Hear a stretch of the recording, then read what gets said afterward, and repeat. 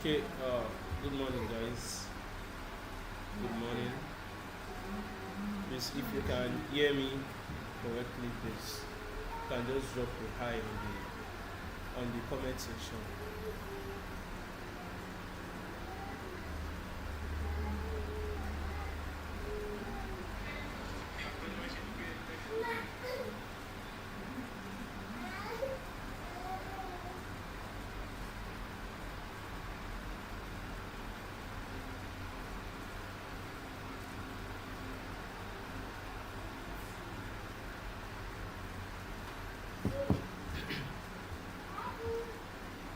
Hello, guys. I'm waiting for your comment section. I'm waiting for your comments to start.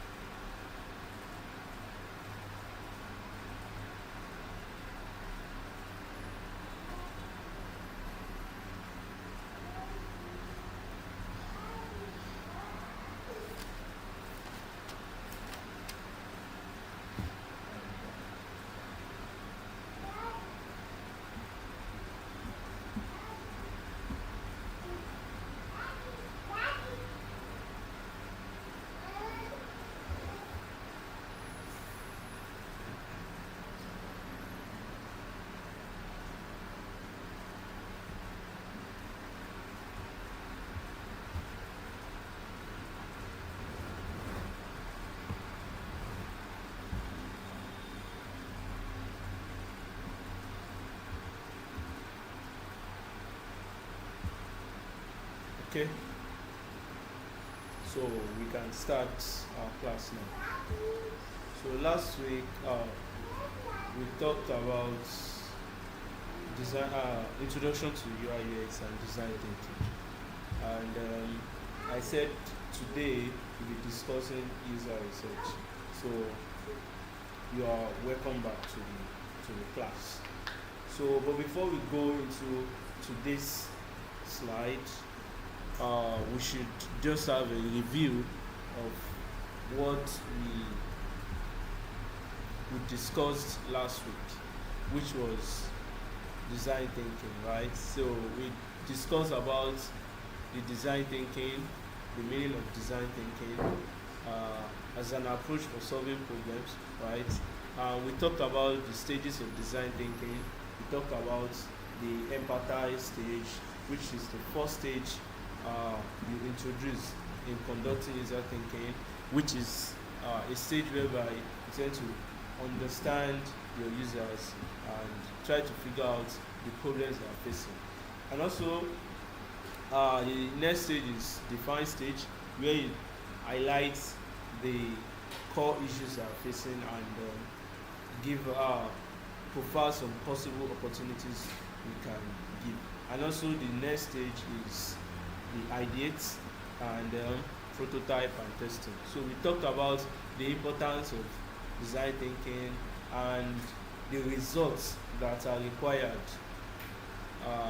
after the design thinking is conducted. We talked about if the product must be desirable, it must be feasible, it must be viable, and it must be sustainable.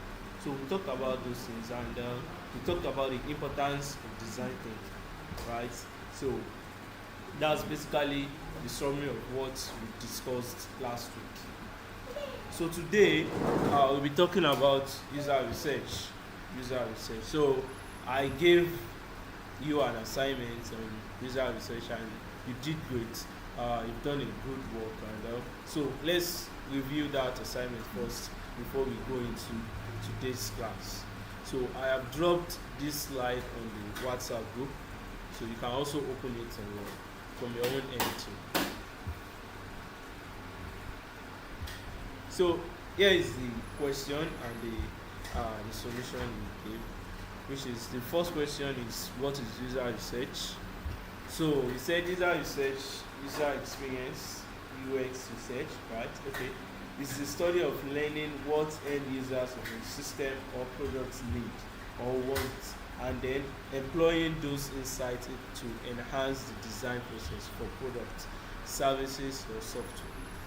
So we said it's a study of learning what the end users of a system or product, what they need or want. So it's like an approach for you to understand these people, particular constraints, particular frustrations they are facing. So it's like an approach whereby you go out there and try to figure out possible challenges users are facing, right? And then employing those insights, the feedback you got, to enhance the design process for products or services or software. So that's basically what user research means. And on a layman, research also means something like making findings or trying to understand people, right? So that's what research means. And you said it's the process of what? The study of learning about people. Yeah, that's what UX means. User research means. So UX research can take different forms depending on the area of focus. Yes, this is what we called, sometimes we call it the amount of information you need and the kind of people you want to make research with, the target audience. So it depends on the approach. If it's that you have opportunity to make research on a physical research, maybe you want to you want to create a product for students, and you're also a student, so you can just conduct an interview, a physical interview for them, for particular 2 to 3 people, just to understand them. So that's fine. Or you are in a remote area whereby your target audience, you don't have access to them, you can't reach out to them at the stage or where you are. You can conduct a digital interview. And also another focus is whereby you need a wide range of ideas, not really that you are focusing on 1 or 2 people or 3 people. you need a wide range of ideas about the product, right? So you can conduct a survey, a large scale survey, whereby you send out questionnaires to people and they help you fill the form and you got feedback from them. So it depends on on the area of focus. So there are so many methods of user research we are going to be talking about that. So the question 2 is to discuss the different types of user research. So you said we have surveys and questionnaires, interviews, usability testing, card sorting, persona creation, user journeys, competitive analysis.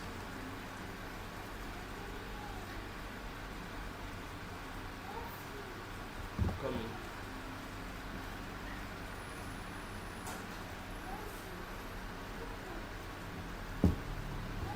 Competitive analysis. These are different types of user research we have. So, but for my own end, I can just categorize them as just methods of user research, because there is another category in which is based on some categories like quantitative or qualitative research, attitudinal or behavioral research, evaluative or foundational research, primary or secondary research, like that. So, but here he said it's types. Okay, it's fine. Some people can also call it types or methods. So, surveys is where you collect quantitative data on user preferences and demographics. You tend to collect what those quantitative data means there is a kind of descriptive or non-descriptive information, a situation whereby you get wide range of ideas, wide range of information from your research. An interview is, on the other hand, descriptive, is a qualitative research. So one-on-one conversation with users to gather qualitative insights into their experiences, needs and motivation. So it's like a situation whereby you conduct a research with one person, one-to-one conversation with that person, and the conversation needs to be engaging. So for you to be able to point out insights and for you to be able to understand that person very well. So we'll be talking about that. So, and also usability testing, observing users as they interact with prototype or the actual product to identify usability issues. So usability testing is the kind of research that is conducted after you have after you have designed your product. So before you launch it. So it's a kind of testing whereby you reach out to people to help you interact with the prototype of your design, which is the high fidelity of your design. So, and also to get insights from there and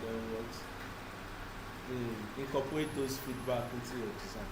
And also we have card sorting. So asking users to organize information into categories to understand how they mentally structure content. So it's like a situation whereby you give out cards that contains information, so particularly features that you want to have on your design, and you ask your users to help you organize them based on their own thinking, based on their own understanding. So to help you organize them. And also we have persona creation. So persona creation is actually gotten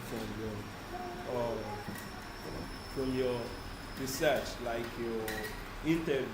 So developing fictional characters representing different user types to understand better and communicate user needs. So it's a situation whereby you create a representative of one person, right? You talk about their demographics, you talk about what they do, their goals for using that product, their frustrations, and the possible solutions you can provide. So, and possible solutions they need.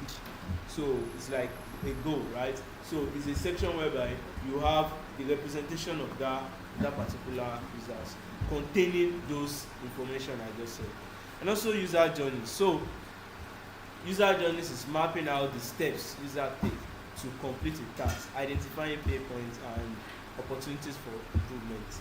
So user journey, or you call it customer journey. So it's like mapping out the steps user take, the overall engagement with your products, and identifying their pain points, their possible likings, and their frustrations. That's what the user journey means. And also we have competitive analysis. Is studying and analyzing the user experience of competing products to identify better practices and areas for differentiation. So competitive analysis is actually conducted before you start your design. So it's a situation whereby you are creating for example, you are creating a particular product, and you have those kind of products around you. You have people using similar products. So you can just conduct research about what users are saying about this product and this product. So that means that you are going to be conducting research with users that are using similar products with your own, right? So that's what competitive analysis. And you are going to be figuring out the frustrations users are facing while using that product. You know, products are out there and some products are very frustrated.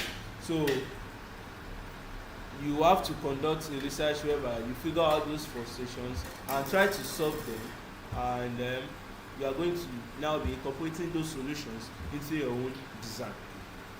So that's what competitive analysis is. So we talked about surveys, questionnaires, and the like. So here we come up with methods of conducting user research. So for surveys, description, user cases, and the like. So how you can conduct surveys, how you can conduct usability testing, how you can conduct interviews, persona creation, and user journeys, competitive analysis, and the like. So I think you have about 7 methods, right?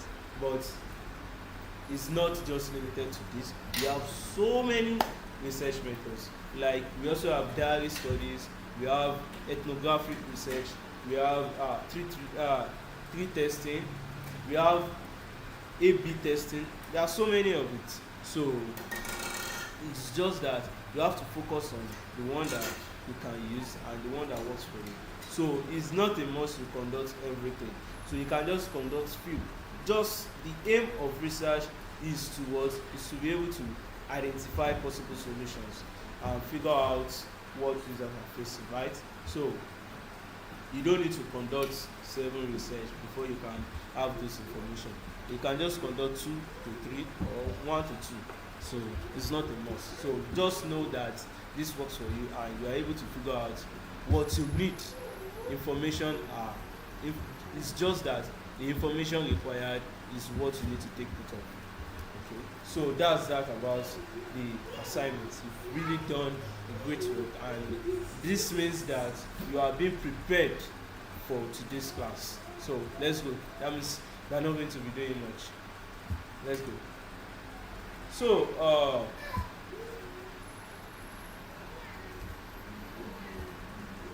okay, coming in. Okay, so you can start. User research, right? And so what's the definition of user research? So for my own end, I can say that user research is understanding user behavior, needs, preferences, motivations, attitudes, using various observation and feedback collection methods to test hypotheses, assumptions, and solutions, to answer questions and create usable and useful solutions. So here is that the first thing here is understanding user behavior. Try to understand them, try to know them, right? You're going to be dealing rapport with them. Try to just to understand them very well. Their behaviors, needs, what they need, their preferences, their motivations, their attitudes, the way they do their things, and their opinions, using various observation and feedback collection methods. So this is where you bring in your methods. your your research methods, your interview, your survey, your focus groups and the like, to test hypothesis. You already have the theory that, okay, I want to create a product that looks like this. I want to create a product that solves this problem. Okay, so you already have what?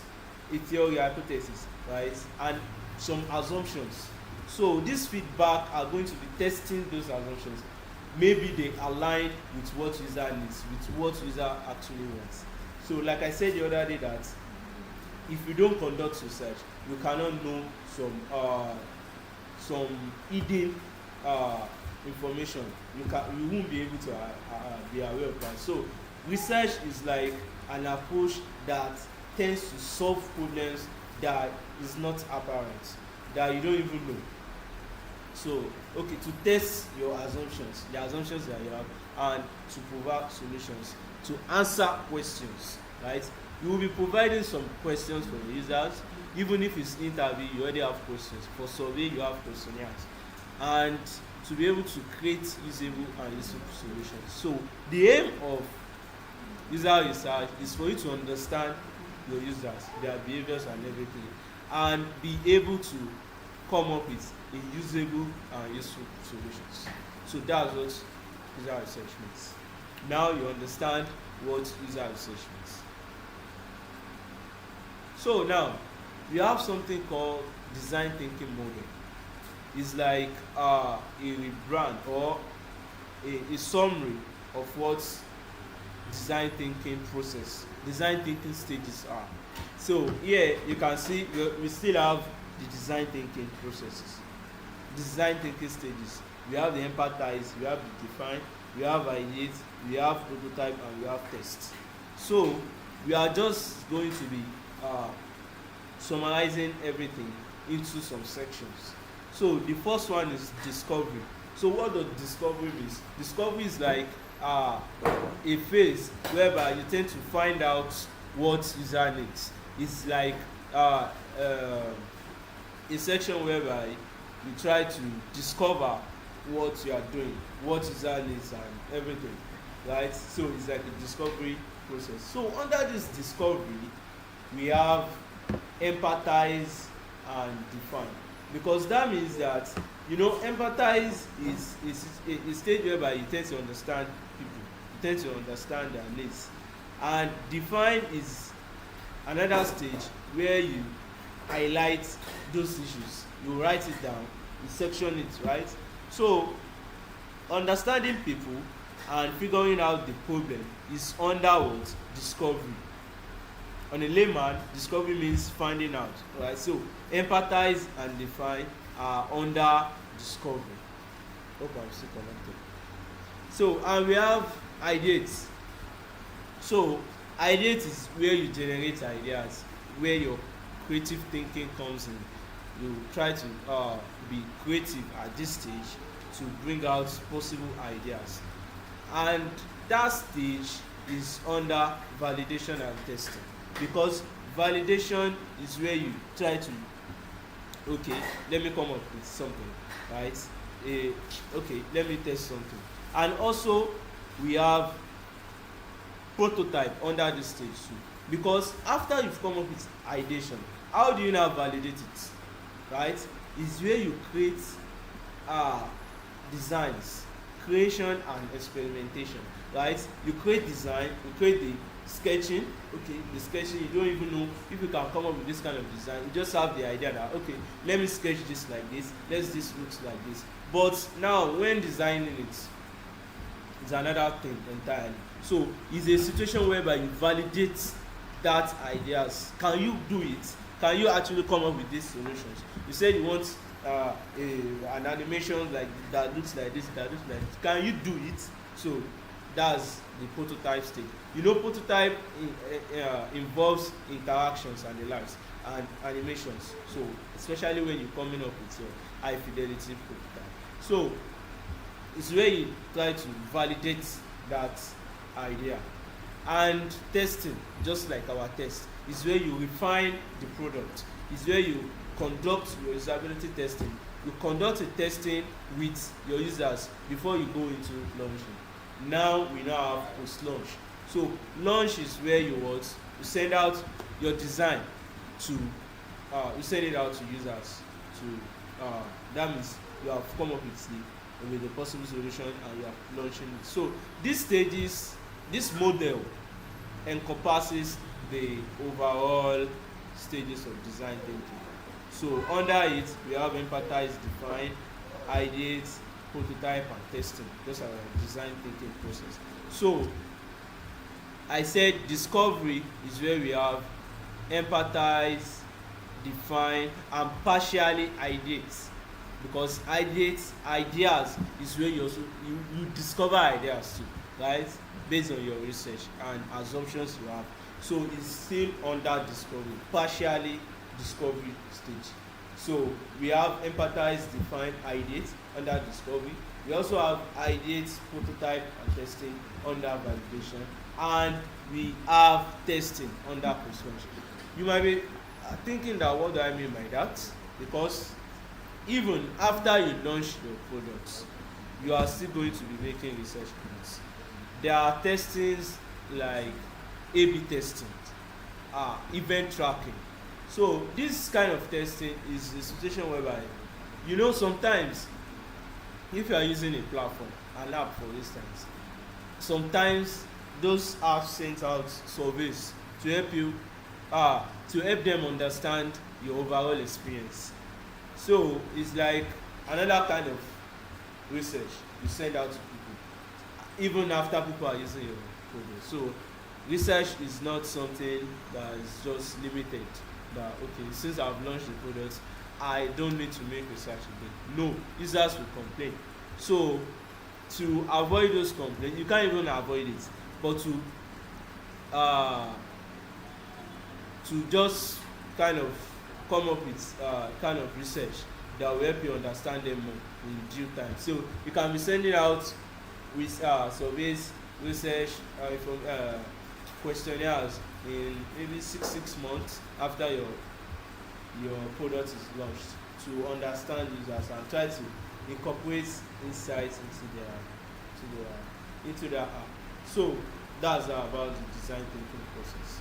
So, and also we talked about this last week about the results of design thinking, that is it desirable, is it a desirable product, is it what they want, do they need it, do they want it, is it pleasurable, right? And also feasible is where you ask yourself, can we do it, the technological parts, the technological aspect, and also can user use this kind of product, is it feasible enough, right? You need to understand that too. And also viable, should we do this? Because you're going to be asking yourself, especially you are going to be asking the stakeholders are going to be asking you this question, should we do this kind of thing, is it going to be generating money, so does it make business sense to that aspect too? And that's that about the design thinking model. Now let's go into the types of user research. So under these types, they have been categorized into 4 different sections. The first one is qualitative and quantitative, attitudinal and behavioral, primary and secondary, while the last one is foundational and evaluative. So qualitative and quantitative helps you understand what's it called?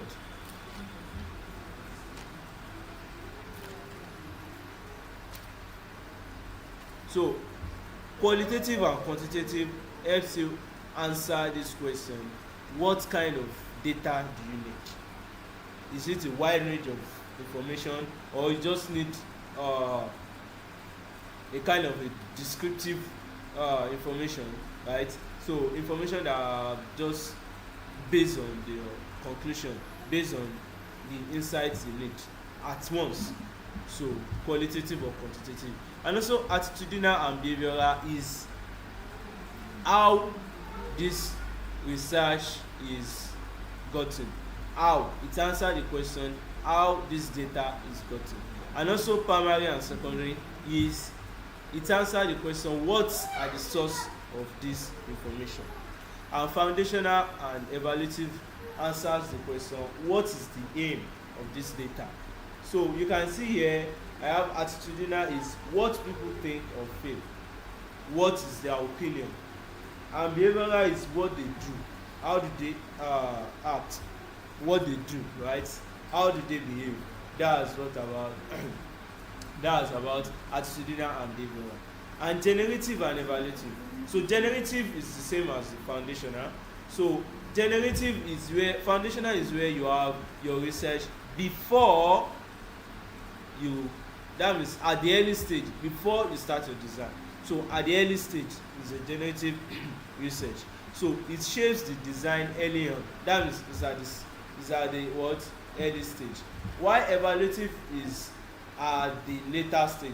So this evaluative, an example of evaluative research is your usability testing, where you have already designed the product, just test it with the user before you launch it. So it evaluates the design later. That means you are testing your your ideas, your design before even launching it out, whether people can use it. And also qualitative and quantitative. Like I said, that qualitative is a descriptive research.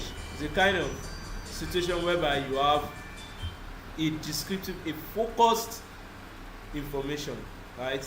And also quantitative is where you have wide range of ideas. So an example of qualitative is interview. You know, interview is just one-on-one conversation with one person.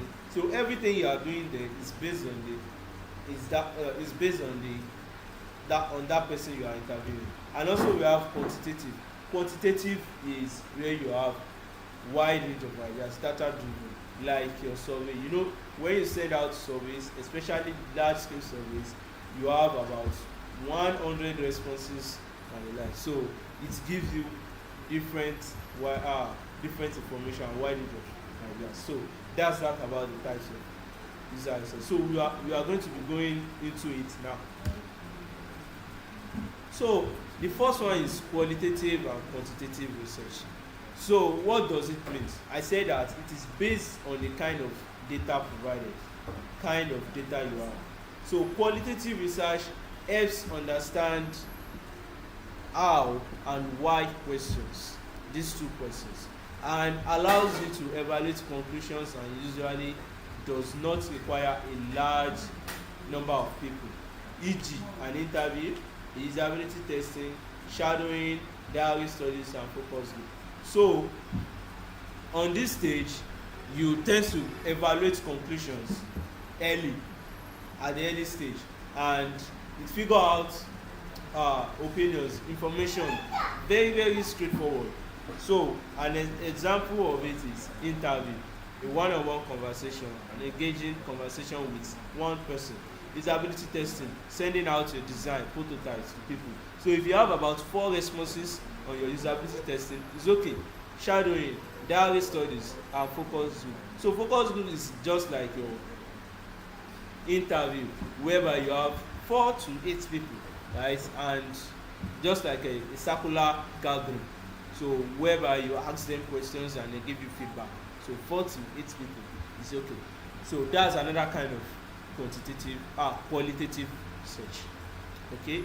So now, while on the other hand, quantitative research helps answer what questions using measurable data and helps you draw generalized conclusions.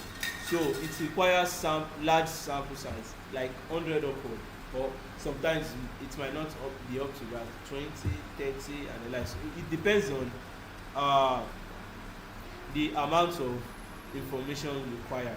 So example of it is A/B testing, large scale surveys, user logs, event tracking. So A/B testing is like a comparison research where you have your two different kind of designs, and you send it out to people to choose based on their own thinking, based on what they know, based on their own understanding, to choose the one that will favor them the most between those two. So, and also to provide feedback why they are considering this particular one and why they are not considering this one. So it's a kind of research that requires large sample size. And another one is large scale survey, where you send out questionnaires to people. You have different options for them to pick up from, and also maybe sometimes they can provide uh, short answers and large answers, paragraph answers. So an example of uh, a tool you can use for large scale survey is your Google form or Typeform. So it's like a software that you can use to open a survey, and it gives you a link, so whereby uh, you can provide information on it. It contains different questions that you want to ask people, and it provides a link so that you can send out to people, and they'll be able to attend that survey. So user logs to event tracking. So event tracking is like uh, usability testing, but in this situation, it uses uh, tracking monitor tools like their cameras, their microphones. So you send out a prototype to people, and then you ask them to help you to allow their cameras and microphones, so that they can record that experience while using that process. So that's that about quantitative research. So we talked about qualitative research and quantitative research. So they are like opposites. One requires large number of people and the other does not require. So one is focused, it helps you evaluate conclusion, and usually does not require a large number of people. While the other one is helps you draw generalized conclusion, because when this is saying this, since it's a large scale, it requires a large number of people. When this one is saying this is saying, so you have generalized conclusion. So that's about quantitative and qualitative research. So we have attitudinal and behavioral. So like I said, attitudinal and behavioral is based on how the data is gathered, how you got this data. So attitudinal research, it asks questions, and focuses on what people say and their thoughts, feelings, and opinions. So attitudinal research focuses on opinions that people want. So a typical example of attitudinal research is also your interview. So you tend to understand their opinions. Oh, okay, tell me your opinion while using this kind of product. So it's like that's another example of attitudinal research. So these research are interconnected, they are interrelated. So just that is based on some categories. One is based on the kind of data, the other is based on how the data is gathered, some is based on primary and secondary is based on the source of the data, while evaluative and generative is based on the aim of the data, right? So it's like they are very, very interconnected. You might have an example, a quantitative research, a survey is an example of quantitative research, right? While attitudinal surveys too is also another type of attitudinal research. So it happens like that. So why behavioral research, it focuses on what people do based on observed actions. Example is app rating, whereby you go out there on Apple Store or Google Play Store to check the ratings, the reviews, how people rate this app. And also an example of it is also usability testing. You know, is an action research where people tend to interact with that product and give feedback. So is an example of behavioral research. And also that usability testing is also an example of what qualitative research, because it does not require a large number of people. So these examples, methods that are very, very connected, right? So we said attitudinal and behavioral research are based on how the data is gathered. Attitudinal research focuses on opinions, thoughts, their feelings, right? While behavioral focuses on their observed actions, what they do, right? That's what the attitudinal and behavioral research does. Then we have primary and secondary research. So you might have been hearing what primary and secondary research. And you know, primary means the first stage, while secondary means the upper stage. Right? So these research are based on the source of data, like where you get this data from. So primary research is the original research done where the data is collected first and directly, rather than data collected from previous or other research. So it's the research you do from scratch, the research you conduct from scratch, like your surveys, your interviews. Those are scratch original research you conduct from the first hand, directly from your users. So while on the other hand, secondary research is data gathered from previously conducted research. So maybe you are working on a particular product and you have done a similar product to that. So you can just go into the research of that product and get the information you need from that. Or you reach out to people that possibly have done this kind of research before. So that is secondary research, whereby you don't need to do the dirty work again. You don't really need to go out there, talk to users, conduct interview, conduct first-hand surveys and the like. So you don't really need to do that again. You already have the information. Just go and meet the guys that have it, like previous designers, the stakeholders have gotten this kind of research before. Just reach out to them and get the information from that. So that's about the primary and secondary survey. So it is based on the source of data. Primary is based on the original research, while secondary is based on the previously conducted research. So that's about the primary and secondary. Then we have foundational and evaluative. So foundational and evaluative is based on the aim of the research, why you are conducting this research.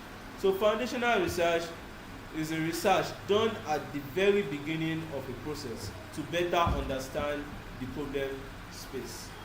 So it's an approach whereby you tend to understand people before even going into the design, before even going into coming up with ideas. So it's also known as generative or strategic research. So it's a research conducted at the very beginning, at the early stage. So an example of it is also interview, is survey. Those are examples of it. So, but what makes it different is that you conduct it as the early stage. It's not after you have come up with the ideas, you've done the design. No, at the early stage to better understand the problem space before going into the prototype and the likes. While evaluative research it involves testing a product or feature at various stages and help you refine and improve your solution.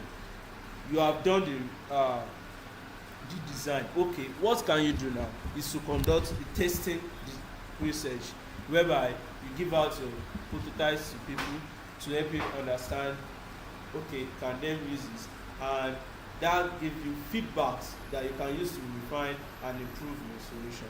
So you can also call it a tactical research. So if you had somebody saying a tactical research, conduct a tactical research, that means they are telling you to conduct an evaluative research, a testing research. So that's about evaluative and foundational research. They are based on the aim of the research. So we have come to the end of types of research now. We talked about qualitative and quantitative. Those are based on kind of data you provided. One helps you evaluate conclusions, and the next helps you generalize conclusion. So one require large number of people and the other does not require large number of people. We talked about attitudinal and behavioral. Those are based on how the data is gathered.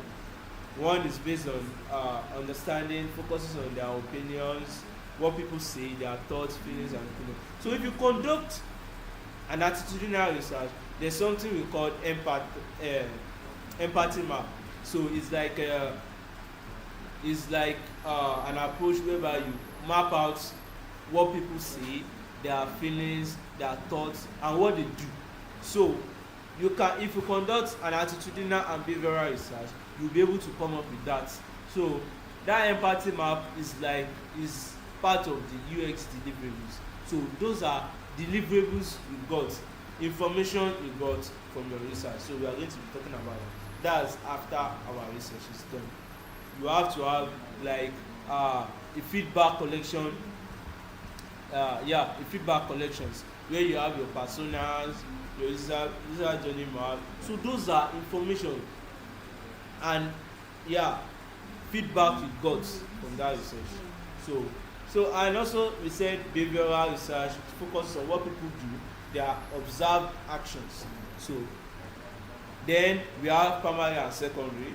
Those are based on the source of the data, how you get the data. One is original data and the other is what? Secondary data, previously conducted information, research. So we have foundational and evaluative. The two are based on the aim of the research. One is done at the early stage and the other is done for you to test, so at the later stage. So now this is like an image. So for behavioral is what people do, right? Their behaviors. And for attitudinal here is what people say. Now for qualitative is a direct, right? Is also it does not require a large number of people and it helps to evaluate conclusion easily. So example of it is your interview. So why and how to fix it? Like I said, it answers this question, why and how to fix it. So it helps you come up with information very, very, very quick. And also we have quantitative, is how many and how much. You have generalized conclusion. It requires large number of people. So it helps you get wide range of ideas. When you have about 100 responses from the surveys, you can see you have a lot of ideas. People will say this, another will say this, another will say this. So you have wide range of ideas. So this is like an image showing you. And also here too, we have the behavioral examples of behavioral research. Right? The methods under behavioral research is eye tracking, remote moderated testing. So this is like another form of testing. We also have usability testing. Like I said, that under behavioral research, you can have usability testing, where you test your users, your design with your users, different interactions you have, and how people see to it. And also we have field studies. So under attitudinal research, we have examples like contextual inquiry, interviews, focus groups, participatory design, diary studies, card sorting or tree testing, customer feedback, disability studies, concept testing. Like I said, we have a lot of research methods, different research methods. So it depends on the one you can use. So, and also qualitative, for qualitative research, these examples are under qualitative research.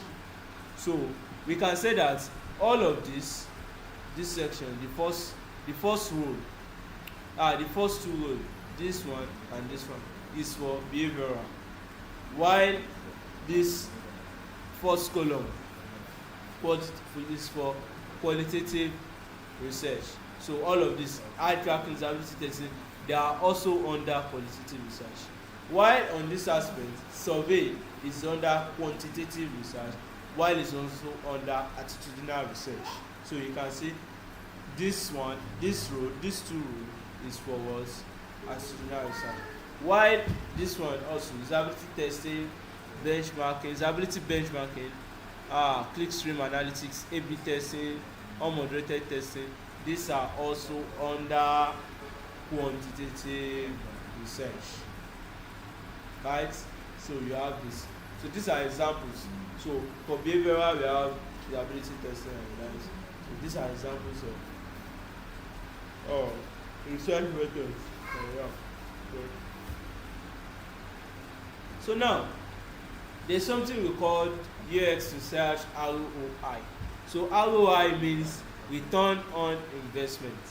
So it means that, okay, what is the return on investment? What are the profits, or what are the gains we have after conducting this research? So research helps you to increase conversions. It enhances customer satisfaction and retention. When you conduct a research, you tend to understand these people. That means you are creating a product that will satisfy their needs. So while doing that, you have a what?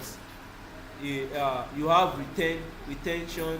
You have retention. It helps you acquire users, and it helps you retain the ones that are already using your product. And it also improves team productivity. Yes, if you are in a team of about 3 to 4 people or more than, team of designers, let's just say designers. So while creating research, you tend to understand, everybody tends to understand the goal of that product, yes, and also what people think of it. So it's like it's going to be providing an open communication when you are collaborating with other people, right? It's also reduce support cost. Yes, it reduce development cost. This talks about money. That means it saves money a lot. It increase revenue. Yes, if you create a research that is that's generating money, I mean a research that helps you understand people, it will definitely favor the company and also favor the people. That means a research that understand people and also align with that product goal, that means it's going to be generating revenue. Fact over intuition, it's also clear directions. That means it settles disagreements between teams, between your stakeholder. Okay, stakeholder said that let's have this, and you have come up with research that, okay, no sir, no man, people are not going to be going with this. These are not the possible problems people are facing right now. So it helps settle agreements between other team members, and also saves time and money in the long run. So it saves time in the sense that if you don't conduct research, sometimes you won't be able to understand people.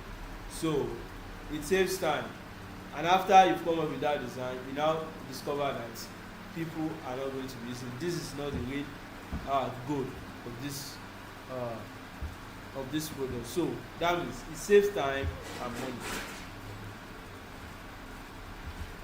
So now, these are excuses we have if you are creating research, for crediting research. So these are excuses we have. One is we don't have the time. You might be asking, say, oh, I don't have time for this research, I can't do it. The next one is we don't have the money. There's no money for it, you can't do it. You don't have, there's no money. Users don't know what they want, or we already know our users. So if you have this question, this kind of person, I already know these people now, I already know them. No, these are kind of excuses. We are not going to be coming up with design that are not intuitive, that are not even engaging, that people are not going to be using. And some other question is, that is why you are the designer. No, even if you are the designer, what makes you a designer is understanding people. So you need to conduct a kind of research with them. So, and also, so these are excuses you have sometimes. Oh, we figure it out later. That's why I'm the designer. I can do it. I can do anything. No, even if you have assumptions, you can't just go into design like that. You need to understand these people. Okay, because there are so many products out there that have a kind of ideas that you have, but they are not selling because they don't understand people first before they go into the design. So you need to sorry, you need to conduct research first. So now, processes of conducting research. The first one is to define a goal, where you set a goal. Reach out to your stakeholders that, to understand their goals and preferences, or what is the goal of this product. Why are we doing this product? Why are we creating this product? So you need to understand the goal of that company first, the goal for creating that product. Now, after knowing the goal of creating that product, now you choose a research method. You choose methods. So you can choose more than one, you can choose 2 or 3. You might be conducting an interview, also conducting that study, also conducting a survey. So these are methods you have. And also now, after choosing the methods you want to use, now you need to conduct the study. Conducting study means you are now conducting the research. Okay, I want to conduct a survey as my research method. So I'm going to be throwing out, giving out the survey links to people. So with the questionnaires, right? So that means you are conducting the study. Now, synthesize and analyze your data. After you've gotten that information, now you need to synthesize and analyze it. So under the synthesis and analysis is something we call thematic analysis. So we are going to be talking about. So it's an approach whereby you can synthesize and analyze the information you got from the research. So now, after that, you now determine the next step. Okay, I already have information. I already have possible features I want to incorporate in my design. So you now go to the next step. The next step is for you to then go into what is it called, sketching, right? You sketch out your design and you go on with the prototype, low fidelity, high fidelity, and you test it, and that's all. So these are processes for your research. Define the goal first. Choose the method you want to use. Conduct the study. Synthesize and analyze your data, and determine the next step. So let me ask, do you have any question before I move on? So do you have any question before I move on, please?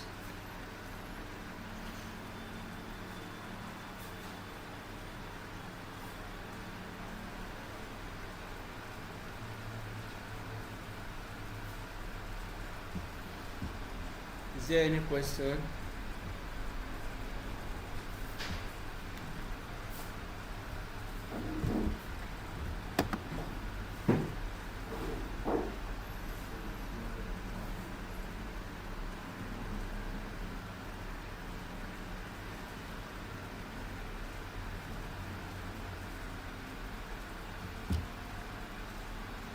Okay, it seems there is no question.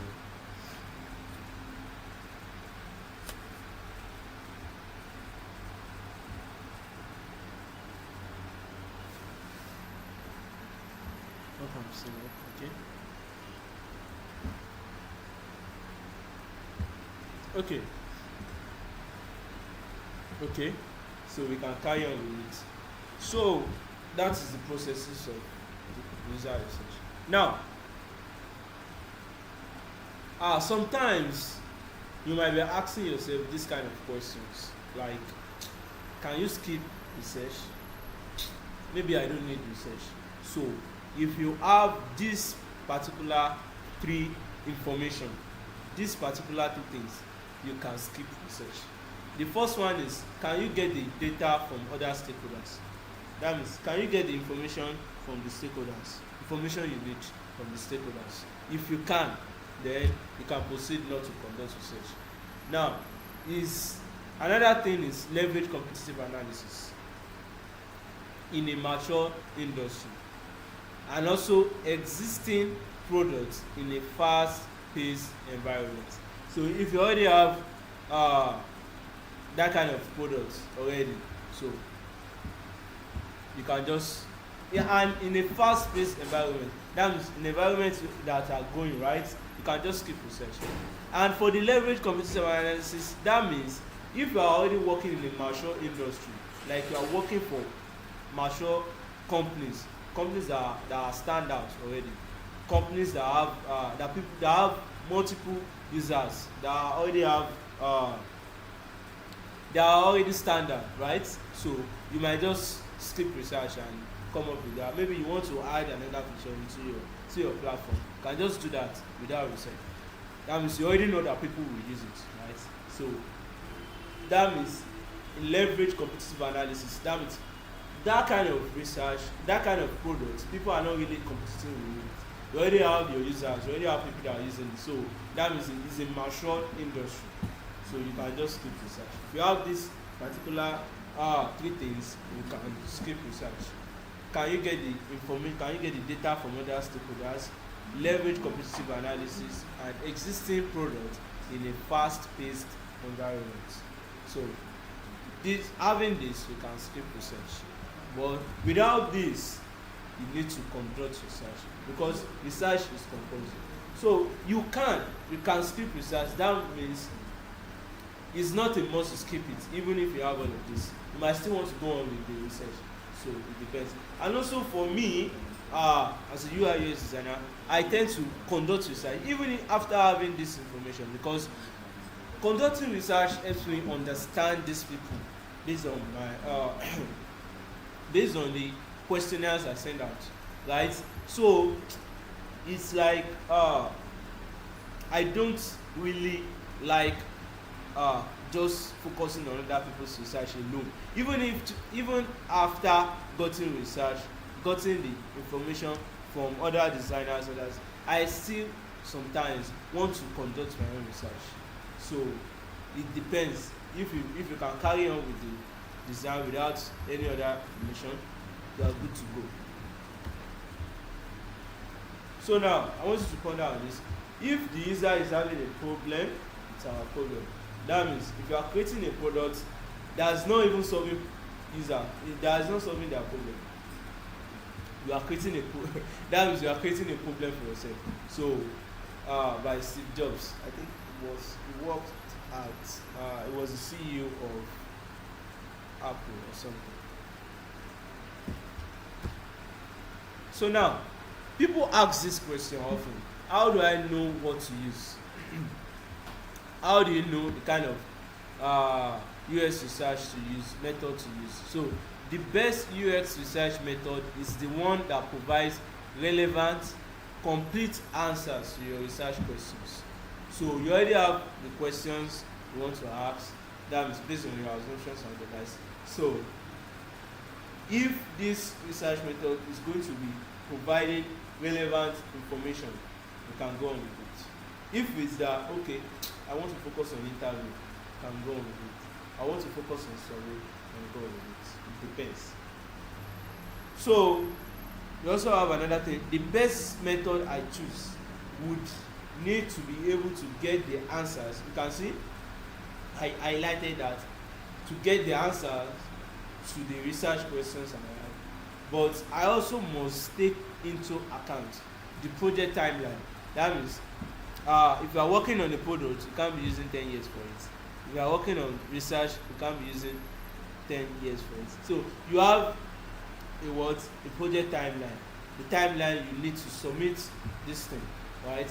And also the budget and the amount of synthesis required. That means the amount of information you need for that method versus another one. That means, okay, I know myself very well. If I create an interview, I won't be able to get the information I need.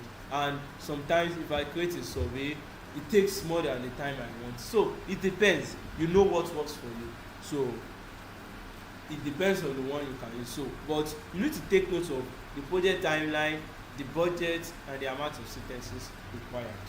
So that's how you will be able to, for this, if you are aware of this and if you are able to understand these three things, you will come up with, okay, this is the kind of method I can use. This is the kind of method that works better for me. Okay, that's about the method. So this is an example of analysis digital tool. It's called Hotjar. You can explore it. So it helps you organize your information. So just go into it, insert the information you got from your research, and it helps you organize them. So So this is how the interface looks like. So you have the dashboard. Okay, nice. Now let's talk about the digital tools. The digital tools for our different research methods. So for our interview, you can use Zoom. You know, nowadays everything we do is based online, right? So how do we get that done? And you want to conduct an interview, you can just conduct an interview through via your Zoom, yes, using your Zoom or Google Meet. So where you just conduct an interview like a video recording tool. So you can just use Zoom or Google Meet. And for survey, you can use Google Forms, Typeforms, SurveyMonkey. So the best one I think is the Google Forms. So it's very, very accessible and does not require you to pay for anything. So just go online, search for Google Forms, create an account and start working. So under that Google Form, you have a section whereby you can introduce your product to people, like a description tab, and also you have sections for different questions you have.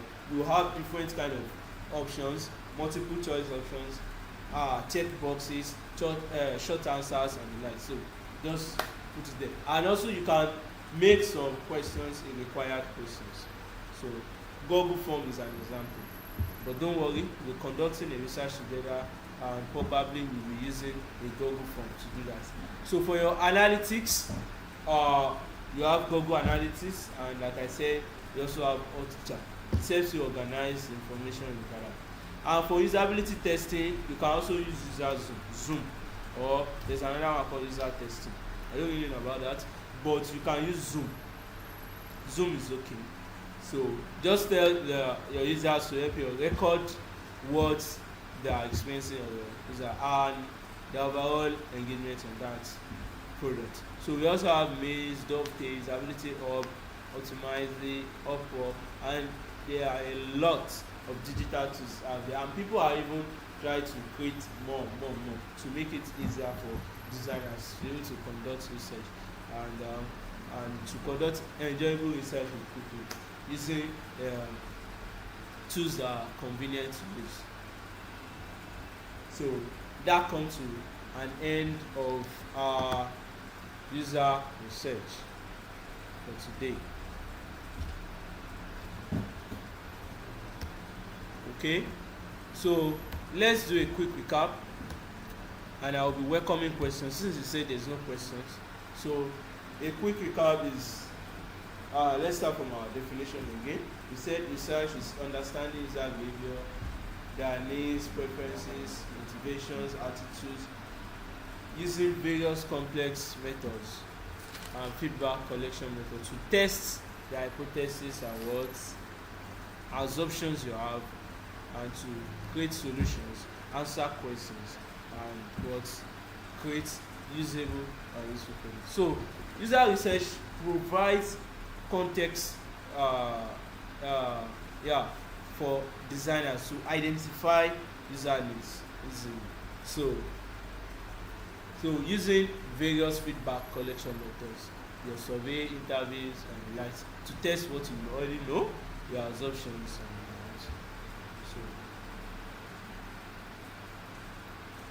so you can say that user research does not only contain the user research alone.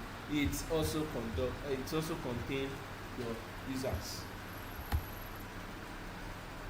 So design thinking model talked about the discovery, validation and testing, and we talked about post-launch. So whereby we section every design stages under each category.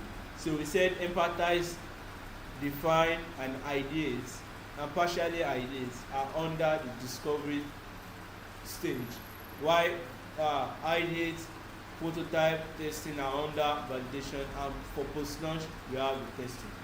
So that's the design thinking model. So we also go into the types of user research we have: the quantitative, qualitative research, attitudinal and behavioral research, primary and secondary, foundational and evaluative, we go into it, that we said qualitative and quantitative are based on the kind of data provided, where qualitative does not require a large number of people and helps you evaluate conclusion at the early stage, while quantitative require a large number of people and it helps you draw generalized conclusion. So we also talk about the attitudinal and behavioral research. They are based on the what, how the data is gathered. Attitudinal is based on what people say, their opinions, their feelings, their thoughts. While behavioral is based on what they do, their observed actions. So we talked about primary and secondary, right, as a source of data. One is original research and the other is secondary research. And we also have foundational and evaluative. These are based on the aim of the research.